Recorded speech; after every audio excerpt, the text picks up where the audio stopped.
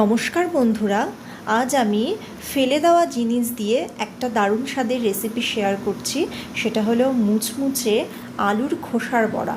তো আলু আমরা সচরাচর আলু কেটে তার খোসাটা ফেলেই দিই, কিন্তু এই খোসাটা বাটা বা বড়া দারুণ লাগে।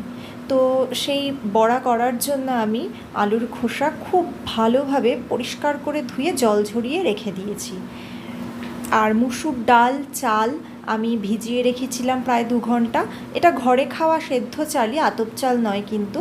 তো সেই চাল ডাল আমি ভিজিয়ে জল ঝরিয়ে নিয়েছি, তার সাথে কয়েক কোয়া রসুন আর বেশ অনেকটাই কাঁচা লঙ্কা আমি পেস্ট করে রাখলাম। এবার আলুর খোসাটাও পেস্ট করে নিলাম, তারপরে ডালের সাথে আলুর খোসাটা দিয়ে দিলাম, শুধু ডাল নয়, চাল ডালের যে পেস্ট তার সাথে।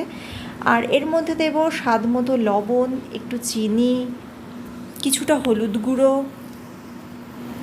পেঁয়াজ কুচি।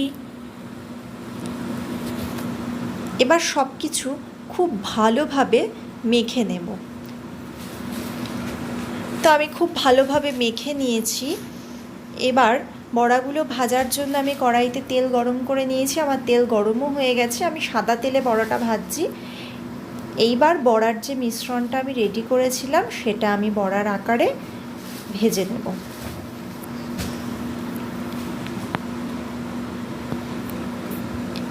একটা পিঠ যখন দেখব যে হালকা ভাজা হয়ে গেছে, তখন সবকটা বড়া আমি উল্টে দেব।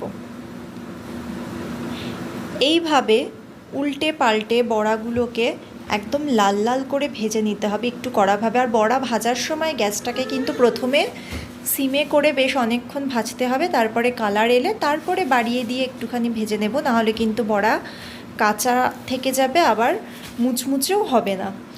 তো এবার আমি বড়াগুলো একদম লাল লাল করে ভেজে তুলে রাখছি।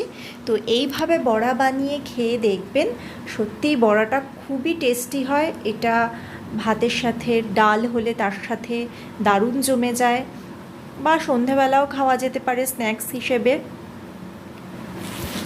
তাহলে আমার রেসিপি যদি আপনাদের ভালো লেগে থাকে, অবশ্যই আমার পাশে থাকবেন, আমার চ্যানেলটাকে সাবস্ক্রাইব করার অনুরোধ রইল। আজকের মতো টাটা, সবাই সুস্থ থাকবেন, ভালো থাকবেন, দেখা হবে পরের একটা ভিডিওতে।